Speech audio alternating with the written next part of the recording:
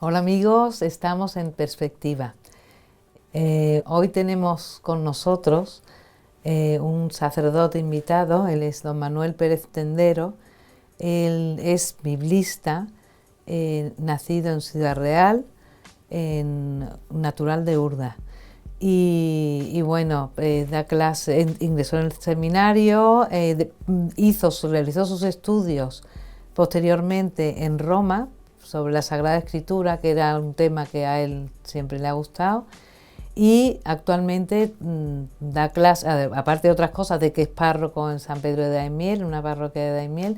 Él da clases en el seminario y en otros sitios, y tiene un programa que se ha hecho de gran éxito en YouTube, que se llama Cautivados por la Palabra.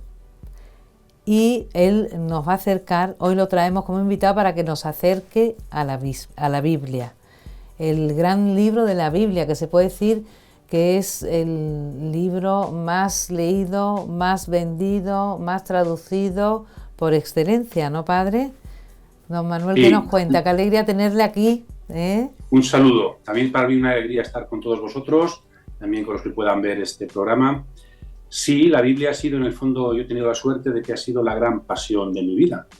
Bueno, la pasión de mi vida es Jesucristo, pero la Biblia, gracias a Dios y por circunstancias, pues hemos tenido que dedicarnos un poquito a ella, y ciertamente es un libro, es un libro de libros. La misma palabra Biblia es una palabra griega, es un neutro plural, significa libros. La Biblia no es un libro, sino un conjunto de 73 libros. Y entonces, pues eso es el gran, hasta el nombre lo indica, el gran libro de los libros. Es el más traducido, el más leído. Quizá lo de la lectura habría que decir que por desgracia, se traduce mucho, es el más traducido, pero se lee no tanto como se debiera. Quizás sea el más leído, pero también hay mucha gente que tiene Biblias y que las ha leído poco. Es el libro más leído, pero yo diría, pero no suficientemente leído y trabajado y orado. Pero sí es una de las claves fundamentales del cristianismo, y ya digo, principio de motivación y de vida espiritual y de vida humana también. Es un gran tesoro la palabra de Dios, la Biblia. Sí, pues efectivamente hay gente que se ha convertido a leer la Biblia. Es verdad lo que dice, que quizás en nuestras casas tenemos la Biblia, pero no la leemos con tanta asiduidad como hacen a lo mejor los protestantes o como hacen los judíos, que se lo saben casi de memoria. Pero padre, vamos a centrarnos. Cuéntenos cómo es para ese libro de libros, ¿no? ¿Cuál es el recorrido en la Iglesia para seleccionar, como quien dice, los libros de la Biblia? Hay que distinguir entre la inspiración de los libros y después el reconocimiento canónico de los mismos. Aunque tienen mucho que ver, son dos momentos diferentes. La inspiración de los libros pues depende del Espíritu Santo. El Espíritu Santo, en la historia del pueblo de Israel y después en los comienzos de la Iglesia, pues inspira a unos autores, inspira que viven en unas comunidades, digo, en el corazón del pueblo de Dios, para que pongan por escrito pues la transmisión de la revelación que ha acontecido en la historia, ¿no? Eso es la inspiración. La inspiración tiene que ver con la revelación. Dios se revela en la historia y estos libros inspirados nos transmiten esa revelación que ha sucedido. Y después la Iglesia, también asistida por el Espíritu, pero no habría que utilizar la palabra inspirada, no. Hay que distinguir, inspira a los autores bíblicos, pero la Iglesia después, asistida por el Espíritu, sabe reconocer, como una especie de persona que reconoce su foto de familia, ¿no? Sabe reconocer dónde está la palabra de Dios y dónde no está la palabra de Dios. Es el proceso por el que la Iglesia reconoce primero el judaísmo, luego la Iglesia reconoce qué libros están inspirados y qué libros no. Y entonces los introduce dentro del canon. Realmente nunca ha habido problemas, sí ha habido problemas en algún libro concreto, pero en el conjunto de la Biblia, tanto la Biblia hebrea como la Biblia cristiana, pues no ha habido grandes problemas. Ha habido libros dudosos, que unos decían que sí, otros dudaban. Ha habido incluso libros que no son canónicos, que alguna vez se pensó si eran canónicos. Y el criterio fundamental no ha sido un acto, diríamos, jurídico del magisterio, sino que ha sido la vida de la Iglesia. Los libros que eran utilizados en la liturgia de la Iglesia eran los libros inspirados. De hecho, la definición definitiva de los libros canónicos por parte de la Iglesia es en el Concilio de Trento, en el siglo XVI. Entonces, digamos que aquí, como en tantas cosas, va por delante el espíritu, va por delante la vida de la Iglesia. y la Iglesia oficialmente reconoce lo que ya está viviendo, lo que ya está creyendo, ¿no? Entonces ha habido un reconocimiento que va desde el siglo I en adelante, donde los santos padres, la liturgia de la Iglesia, van reconociendo qué libros transmiten la palabra de Dios, siempre asistidos por el Espíritu. Y como criterios, diríamos, concretos, pues he dicho antes, el uso litúrgico es fundamental. Libro que no es usado en liturgia, libro que no es palabra de Dios. Después, el origen apostólico. Son considerados libros inspirados los que tienen un apóstol como autor o a un discípulo de un apóstol. Por eso, si se dudaba, por ejemplo, en la carta a los Hebreos, se duda que sea de San Pablo y por eso se dudó en algún momento que fuera inspirado, porque es uno de los criterios, origen apostólico. O también que tengan como destinatarios a comunidades importantes apostólicas que garantizan la fe. Y va muy unida la Biblia a la tradición de la Iglesia primitiva, a la vida de la Iglesia. Y también otro criterio fundamental es la regla de fe. No puede estar inspirado un libro que hablara de temas heréticos, de temas que no son ortodoxos. De hecho, algunos movimientos heréticos captaron algún libro para su movimiento y por eso fue dudoso en la historia. El libro del Apocalipsis, que es un libro inspirado, pero en algún momento se dudó de su canonicidad porque se interpretaba de forma incorrecta, por ejemplo, lo de los 1000 años del reino de Cristo. Entonces, hay también muy importante la regla de fe, que no haya nada en contra de la fe cristiana, de la regla de fe primitivísima de los apóstoles. Son los criterios que funcionan para ver cómo, de hecho, el gran criterio es la tradición de la Iglesia, la vida de la Iglesia, el uso de la Biblia. La Iglesia que ha escrito la Biblia es la que en ese mismo proceso sigue usando esos escritos como palabra de Dios. Don Manuel, otra pregunta, a ver, porque hay personas que nos estarán viendo y dirán la Biblia, también se habla de, por ejemplo, los libros apócrifos. ¿Por qué esos no son inspirados por Dios? Eso, o sea, es la parte negativa de lo que hemos explicado antes. Apócrifo significa escondido, eran libros utilizados sobre todo por ciertas sectas como algo oculto, esotérico, y luego pasó a significar libros no inspirados, pero literalmente significa libros ocultos, escondidos, de materia esotérica. Y entonces, ¿por qué no son inspirados? Bueno, pues porque no son inspirados. O sea, la Biblia, la Iglesia ha visto que en estos libros no habla el Espíritu, no habla Dios, no han sido usados en la tradición, no han sido usados en la liturgia.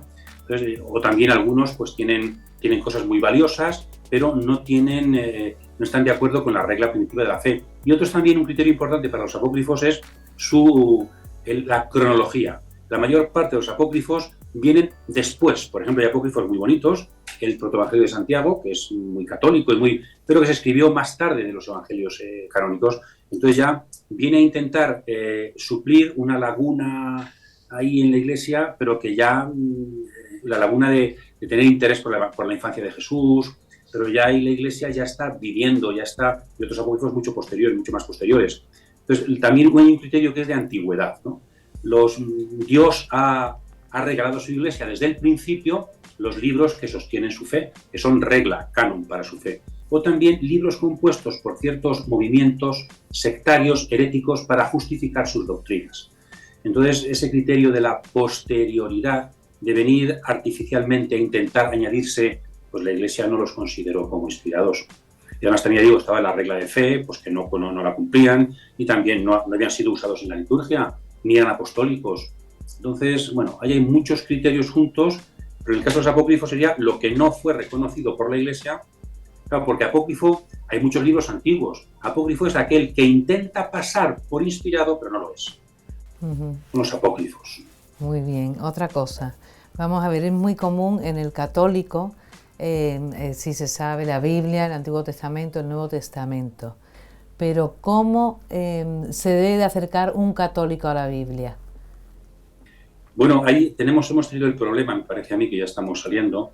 Hay un problema en el siglo XVI de ruptura entre la Iglesia católica y el mundo protestante. Entonces los protestantes proponían una lectura de la sola escritura, rechazaban la tradición y también una interpretación individual, y cada uno como quiera, de la palabra de Dios. Entonces la Iglesia, diríamos que cerró filas, fue una especie de pandemia, ¿no? Y la Iglesia se vacunó, y por eso, para no caer en una interpretación individualista de la palabra, para que la gente no se hiciera protestante, para que no... Pues entonces la Biblia se empezó a leer poco. En el siglo XVI en España, pues los grandes santos españoles eran muy bíblicos, les encantaba la Biblia.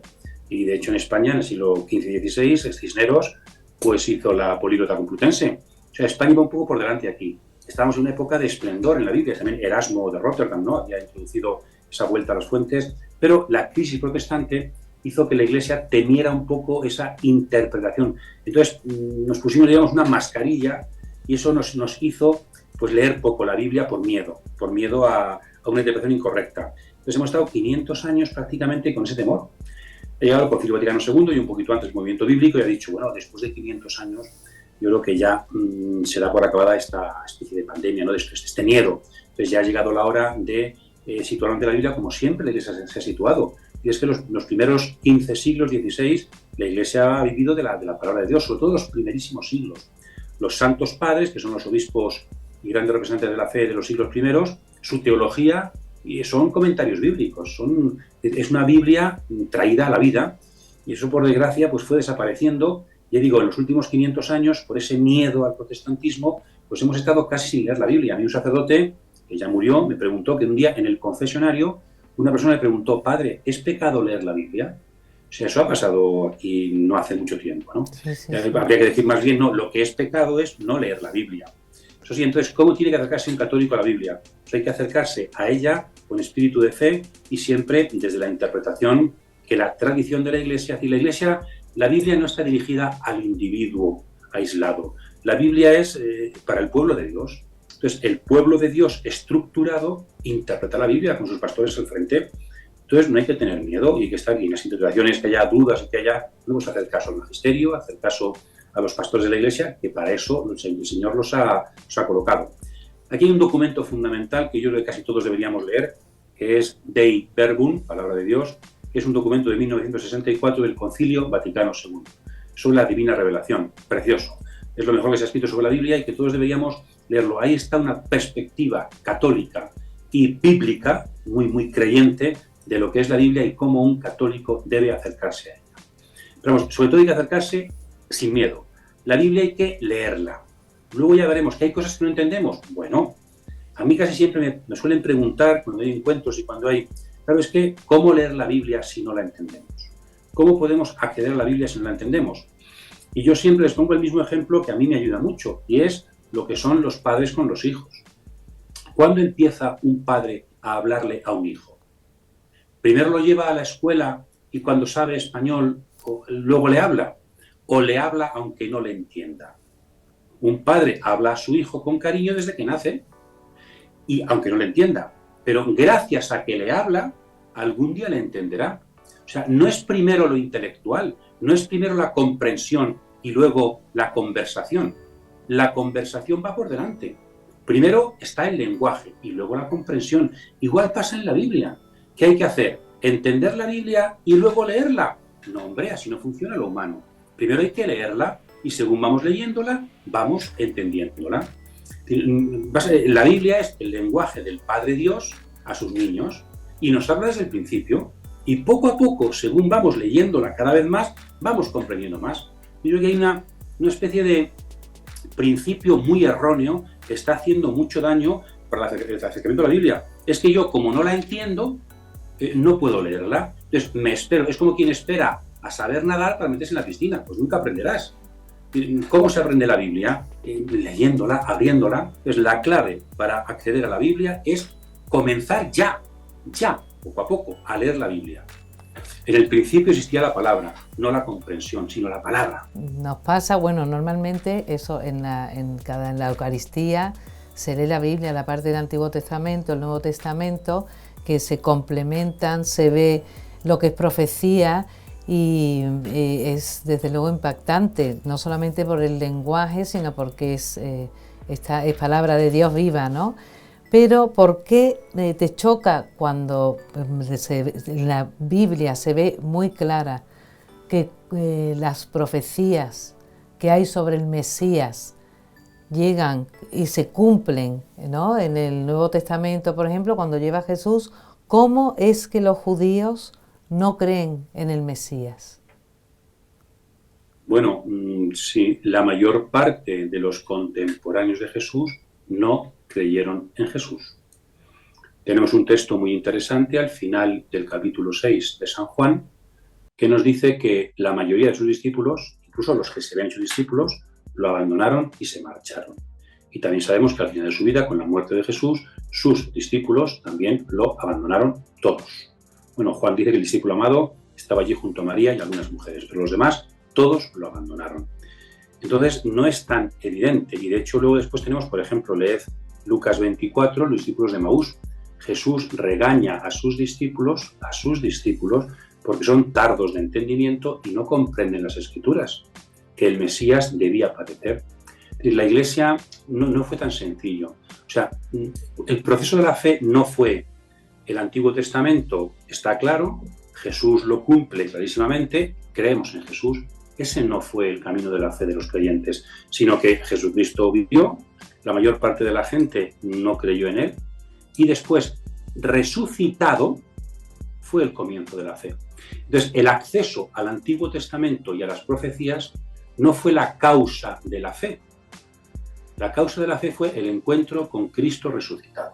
Y después la Iglesia, los discípulos, también ayudados por Cristo, necesitaron comprender que esto era verdad, que era el Mesías. Entonces recurren al Antiguo Testamento para explicar correctamente a Jesucristo. También Jesucristo recurrió al Antiguo Testamento para... O sea, el cumplimiento de las profecías en Jesucristo no estaban tan claras. ¿Dónde está tan claro que el Mesías debía padecer? Una vez que has creído en Jesucristo, entonces ya sí puedes comprender. O sea, también aquí la fe es lo primero y nos hace comprender. La fe busca comprender, y eso es la teología, es el recurso del Antiguo Testamento. Por eso yo creo que más que preguntarnos por qué los judíos no creyeron en Jesús, admirarnos por la no creencia de la mayoría, deberíamos admirarnos por qué creyeron una minoría. Lo que realmente debe llamar la atención es la fe, porque la fe, igual que hoy en día, o sea, yo creo que hoy en día muchos, yo soy sacerdote, me pasa mucho en las parroquias, me admiro que haya gente que deje de creer, que deje de asistir a la iglesia, cuando luego te das cuenta que realmente eso no es lo llamativo. Lo llamativo es que con lo que está cayendo haya gente creyente, profundamente creyente. O sea, el milagro es la fe. La fe no es algo evidente y que hay algunos, diríamos, cabezones que no quieren creer, que están ahí remisos. No, la fe no es algo normal. La fe es una gracia de Dios absoluta y que el ser humano también tiene que implicarse muy, muy libremente y con mucho esfuerzo. Entonces también en el Nuevo Testamento y ahora debemos admirarnos de que haya gente creyente. Y también por eso desde ahí miraremos a los judíos en general, sobre todo a los judíos de aquel tiempo, no tanto de forma, madre mía, qué rebeldes son, sino al revés, ¿no? Qué gracia que hubo un conjunto de personas que a pesar de todo creyeron en Jesucristo. Hay también una pregunta muy interesante en San Juan, y después en la resurrección pasó lo mismo. Maestro, ¿qué ha sucedido para que te muestres solo a nosotros y no al mundo? No solamente es una cuestión nuestra, sino que Jesucristo se ha mostrado a los discípulos y no se ha mostrado al mundo. Yo siempre también digo, ahora que hemos estado hablando del tiempo de Pascua, Jesucristo cuando le dijeron en la cruz, baja de la cruz y creeremos en ti, no lo hace. Pero después de resucitar tampoco lo hace. Jesús no va a Caifás resucitado para decirle, Caifás, ¿ahora qué me dices? Vamos a ver ahora. No, Jesús no se reivindica ante el pueblo y ante el mundo con la resurrección, solamente se aparece a unos pocos. De alguna forma la humillación de Jesús, la kenosis, no termina con la muerte, sino que resucitado solo se aparece a unos pocos y va a ser transmitido a los demás a través del testimonio de esos pocos. Jesucristo podía haber puesto una evidencia de su victoria y haberse presentado en Jerusalén ante sumos sacerdotes, guardias, ante todos, y en cambio no. Por eso la Biblia, la Biblia no da la fe. La Biblia no da la fe. La Biblia puede ayudar después de la fe o puede abrir caminos a la fe. Yo conozco a personas que han escrito en algunos libros que la Biblia ha ayudado a creer a mucha gente, pero la fe es el encuentro personal con alguien, con Jesús de Nazaret resucitado. La Biblia puede ayudar a dar contenido, a conocer a ese Jesucristo. Ayer teníamos la despedida del encuentro de la teología aquí en Ciudad Real, de la teología para laicos, para religiosas, y decía un alumno de las clases que a mí lo que me ha gustado este año es pues que como a través de la Biblia podemos encontrarnos con Jesucristo. Digo, ahí está, ese es el objetivo, el encuentro con Jesucristo. La Biblia habla de Jesucristo. En la Biblia Jesucristo nos habla.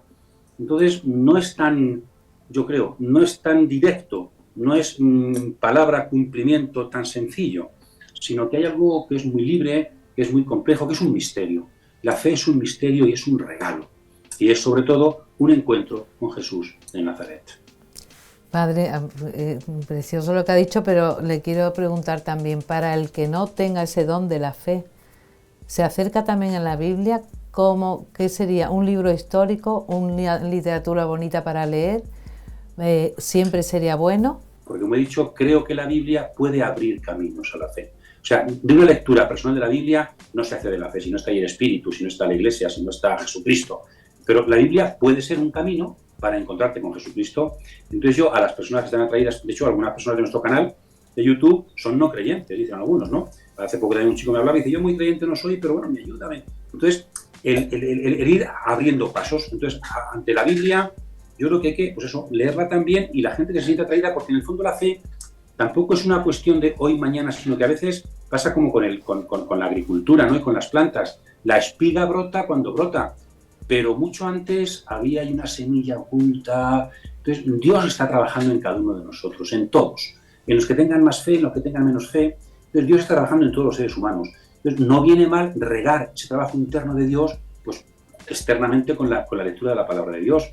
Entonces, sí, yo creo que el que no tenga fe y se sienta atraído por la Biblia, será un regalo grande. ¿La Biblia es un libro humano? Sí. ¿Es un libro de lectura? Sí. ¿Es un libro que tiene que ver con la historia antigua de la humanidad? Sí. Pero no es solo eso. No es principalmente eso. La Biblia es un libro religioso. La Biblia es palabra sobre Dios y la Biblia es palabra de Dios. La Biblia es un misterio en el que descubres, pues eso, el misterio de la vida, el misterio del hombre, el misterio de la trascendencia. A veces las introducciones a la Biblia deberían ser precisamente esto, abrir interrogantes, para que luego la palabra misma lo responda. Lo que hace falta en la vida es motivación, interrogantes, preguntas, inquietudes, y también con la palabra de Dios. Las cosas más difíciles de la Biblia a veces son las que más nos ayudan a entrar en el misterio de la palabra, en el misterio de Jesucristo. Entonces, sí. Hay que aceptar que la Biblia es un misterio, que no significa algo oculto, extraño, no. Significa lo de Juan de la Cruz, entrar más adentro en la espesura. Es como la persona, yo puedo conocer a alguien, pero no lo abarco del todo. Hay mucho más. En la Biblia algo de esto pasa. Entonces, hay que animar a todo el mundo, creo, a leer la Biblia y a interrogarse, a preguntarse cosas desde la Biblia, a relacionar, porque es un camino para los creyentes de una fundamentación preciosa de su fe y profundización, y para algunos un poco menos creyentes, pues puede ser una puerta abierta a una fe también intensa y profunda. Muy bien, padre, queda perfectamente contestada la pregunta, y nos quedan 2 minutos y no quería terminar el programa sin que nos hable del espacio que tiene en YouTube, que es muy interesante y que a personas que nos estén viendo quizás les tengan ganas de introducirse en este mundo de la Biblia y de lo que usted aporta. Sí, se llama, como he dicho antes, Cautivados por la Palabra, porque había un libro, yo hace unos años, en el 25 aniversario, pues mi parroquia me regaló publicar un libro con unos artículos sobre Biblia, ¿no?, sobre personajes, y se llamaba así el libro, Cautivados por la Palabra.